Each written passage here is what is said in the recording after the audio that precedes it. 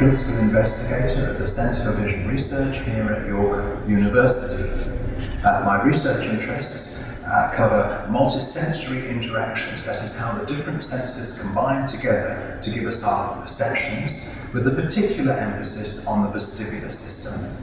So I'm standing here in our tumbling room. This room is able to rotate around to different angles, and this means that we're able to adjust the visual direction of gravity compared to the actual direction of gravity and look at its contributions to our sense of perception. We also have a very large screen known as the edgeless graphics geometry screen, which completely fills the entire visual field to 110 degrees in all directions and enables us to look at the contributions of the far periphery to our sense of orientation and self-motion.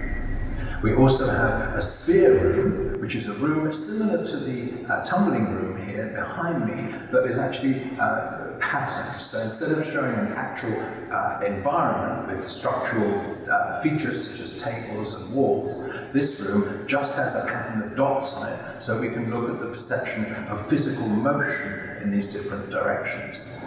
The last piece of equipment we have here is the MOOC. This is a motion platform that's capable of moving with great precision in all of 6 degrees of freedom. That is up, down, left and right, and also rotating around those different axes. All of this is possible through the generous donations of the Canadian Foundation for Innovation that supports this research. This equipment is not only a benefit to me and my lab and the research that I'm doing, but also to multiple collaborators around the globe. We have people from Europe, from the United States, and also from other places in Canada that come here to use these unique pieces of equipment that we put together in this laboratory. So that's a very important feature that is strongly supported by the Canadian Foundation for Innovation.